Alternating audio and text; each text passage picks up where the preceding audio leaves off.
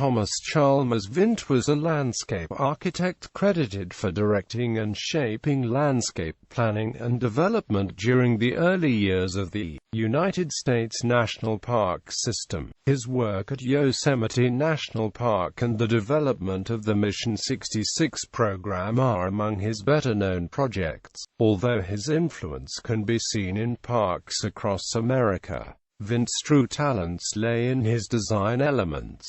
These can best be described as rustic, relating to how he was able to harmonize structures with the natural surroundings. Vint was awarded the Distinguished Service Medal, the highest honor conferred for meritorious service to the U.S. government. He was made a Fellow of the American Society of Landscape Architects and American Institute of Architects.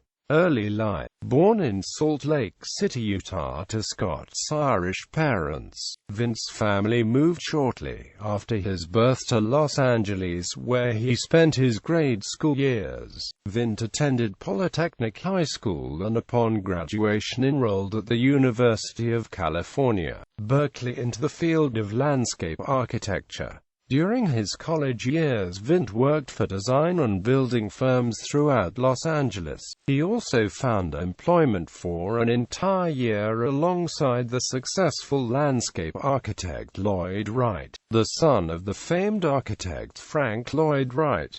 Role in the national park system. By November 1922, Vint was employed as a draftsman for the landscape architect Daniel Ray Hull. Hull was the National Park System's chief landscape engineer for Yosemite National Park, a project which Vint soon became familiar with. 1 year later, in 1923, Vint rose to the position of assistant landscape engineer for the National Park System, working alongside architects Gilbert Stanley Underwood and Herbert Mayer. In the summer of 1924, as Hull's assistant, Vint met with NPS Director Stephen Mather, Chief Engineer George Goodwin and Park Superintendent Charles Crable near Logan Pass in Glacier National Park to review and discuss the route of the proposed Trans-Mountain Highway through the park. Goodwin proposed a route involving 15 switchbacks and grades up to 8% ascending up the Logan Creek drainage to the pass.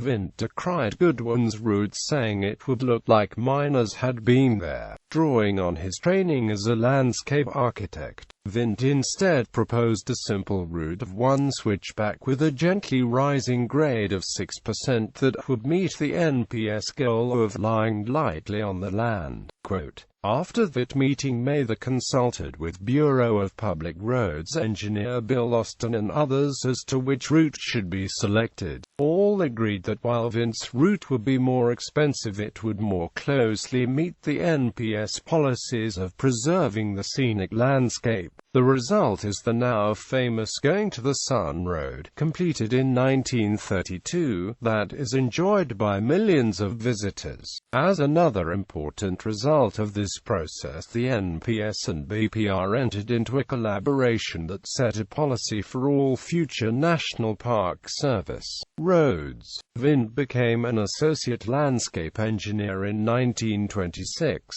and the following year he was promoted to the position of chief landscape architect for the Yosemite project, outranking Hull. In 1933, Vint moved to Washington to become the chief of the Park Service branch of Plans and Designs, a position that was enormously influential in the planning, construction and conservation of the national parks. Vint was particularly active in the formulation and administration of design standards associated with the Park Service's Mission 66 program. He continued to be the foremost authority on architecture and landscape architecture for the National Park Service until retiring in the 1960s. Design style. At a time when park designers were focusing inward to plan appropriate park infrastructure, Vint masterfully dealt with the new influx of people spawned by the ever-growing automobile age. More people headed to parks now, and facilities were becoming overwhelmed.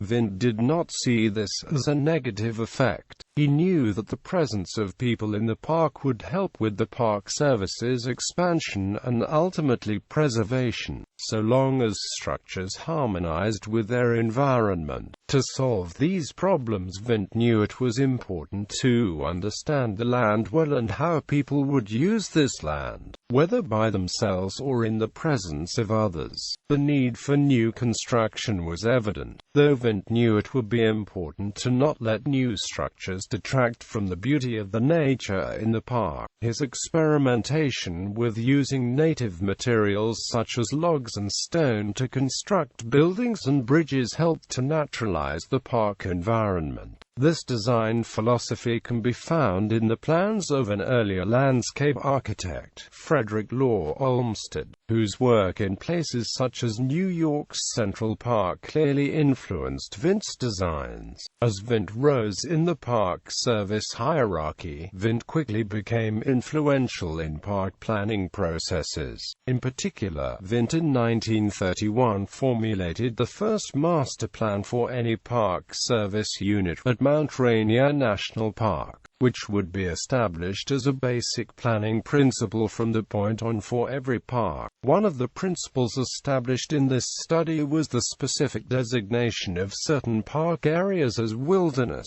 legacy. During his time as chief landscape architect for the National Park Service, Vint managed to expand the landscape program of the Park Service into an efficient system with the foundation in the idea of natural designs and landscape preservation. He successfully created environments meeting the Park Service requirements of being accessible to the public while at the same time preserving the sites the way they are for future generations to enjoy. Through his rustic designs, Thomas Vint managed to produce environments that were not a mix of buildings and trees, but rather fluid landscapes that emphasized the beauty of the surroundings. Vint was awarded the Distinguished Service Medal, the highest honor conferred for meritorious service to the U.S. government. He was made a Fellow of the American Society of Landscape Architects and American Institute of Architects.